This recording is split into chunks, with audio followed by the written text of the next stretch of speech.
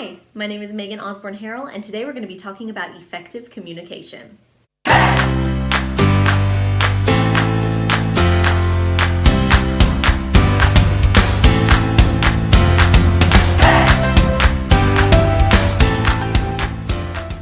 So my goal of this channel is to provide you with all of the tools and information that you might need to be the best communicator you can be, whether that means public speaking or being on the stage and acting. I love both, and I have a great desire to help other people. I've been a teacher for years and years, and so if you like this video, please like and subscribe.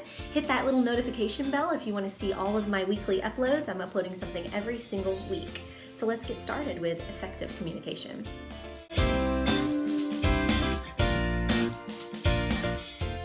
Anytime you are speaking in front of a group of people, try to find common ground with them so that your understanding of what is being said and what is being communicated is the same on both sides. So effective communication happens when listeners and speakers share common meanings. Have you ever had a conversation with someone and you really did not feel like you connected with that person? You thought at the time maybe that your personalities were just really different. Well, that could be true, but also it could have been that the language that you were using was very different for you than it was for the other person. Maybe that person is very sarcastic and you do not appreciate sarcastic humor, so they come across as a little abrasive to you. On the other side, that person is just trying to tease you and have a good time with sarcastic humor, and you are not laughing, so you come across as being someone who is cold and unfriendly. And your understanding of what they are saying is that they're being rude. So that would be a very simple example of two people not finding common ground as far as their senses of humor go. Not only do you need to understand the words being used, but you need to understand the real meaning behind them. For instance, hot doesn't really necessarily mean temperature. It could mean someone's really great looking. So it's really important when speaking to an audience to try to find common ground with them so that they are going to understand what you're saying. Now let's talk about using language. We all have our special way of communicating. Some of us make words up. I'm one of those people. Burrs, bars, zarzar. My family and I and my friends and even my students understood what a lot of those made up words meant. But if I were to go into a group of people and start speaking these nonsense words, the people in my peer group are going to say, oh my goodness, what is she saying, right? So we must find common ground with the people that we are speaking to. Another example would be jargon or slang words. This varies greatly among generations. Just think about it. The words that your grandparents used and now the words that you use vary so much. It's crazy. I mean, if you were to go to your grandparents now and use some sort of jargon that's very popular, most likely they're not going to understand what it is you're talking about, and they're going to ask you, what in the darn pickin' heck does that mean? So using jargon and slang is definitely a way that you can separate two groups of people from understanding what the other is trying to say. One more example of this, besides made-up words or using jargon or not understanding someone because of their personality or sense of humor, is also that sometimes we just explain things in very different ways. For example, John might say, Mrs. Sam's class is really hard. And Sarah might say, Mrs. Sam's class is really hard. What John means is that Miss Sam gives way too much homework. But what Sarah means is that Miss Sam moves at a pace way faster than what she would like. And so she's having a hard time keeping up. Both of them have the opinion that Mrs. Sam's class is difficult. And on that, they agree. But they haven't found common ground in the way that they explain this. In addition to all of this, be sure that you are using a descriptive word that portrays exactly what it is that you mean. This is either denotative or connotative meaning. Now, the denotative meaning of a word is the actual meaning of the word itself. The connotative meaning is what it implies. So when I say that someone doesn't spend a lot of money, that is the denotative. By using different descriptions of someone not spending a lot of money, I can invoke a certain feeling from my audience. So this person not spending a lot of money, if I want to portray that they are someone that I do not like and I think is a very poor choice that they're not spending much money, I can call them miserly or cheapskate.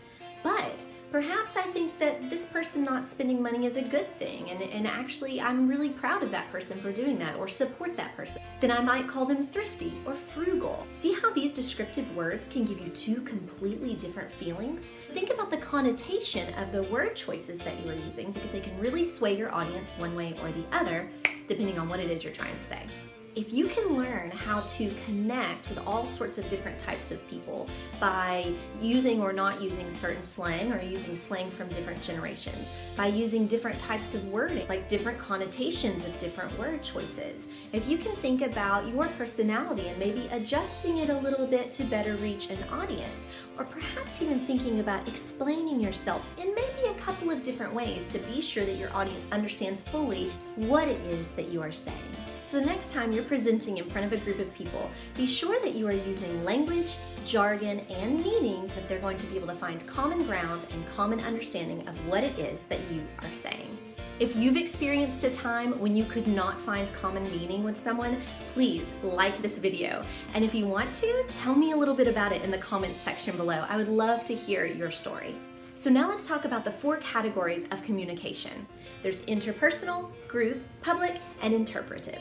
So interpersonal communication is probably the type of communication that you practice most. It's usually a one-on-one situation. You are talking to someone, they are listening, and then they speak and you listen. It is a great cooperative thing that we tend to do day in and day out. But to really actually participate in interpersonal communication, you've got to be listening. That is one of the most important parts. And we'll talk about that in my next video. So be sure to keep watching right after this. So what are some examples of times you might use interpersonal communication? This might be on the telephone, when going out to dinner with someone and speaking across the table, when driving in the car with all the windows down, listening to music and chatting about your day. Those are examples of interpersonal communication. What about group communication? Well, it's pretty explanatory. It's between a group of people, but it requires cooperation. In group communication, there isn't just one person talking to all the rest. It's each person has a part of the teamwork that is going on for speaking and for listening. So in group communication, every single person within the group has a role. What are some examples of times you might use group communication? Anytime you work together in the classroom in groups of 4 or 5, that would be group communication. Playing basketball, that's group communication. You have a team running down the court. They're constantly communicating with each other and the coach. If you go to a club and you split off into groups and you're trying to talk about like some brainstorming ideas of different things you might do next to do a fundraiser, that's group communication. Group communication can be a lot of fun as long as you are willing to listen and be listened to. That's a very important part of playing a role in a group. Now let's talk about public communication. What is it? It's anytime one person stands in front of a group of people and presents something. The group's goal is mostly to listen, and the speaker's goal is mostly to speak and not necessarily to listen. So in this situation, this is going to be things like going to church and listening to a preacher, listening to a politician speak, listening to your teacher lecture. Anytime that you are listening and that is your job, and the person up front is speaking and that is their job, that is public communication. And lastly, interpretive communication. This is any time that you have a chance to take the written word and present it to an audience with your creativity involved. Things like plays or oral history or reciting a poem.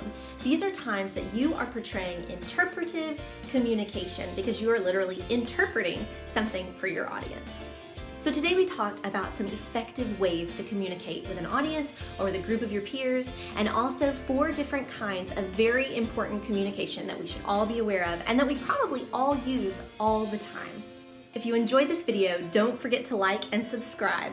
There's lots more coming up, including next, the second part of effective communication. Be sure to hit that little notification bell because every single week I'm producing new content and would love for you to be the first to know about it. My name is Megan Osborne Harrell, and you got this, guys.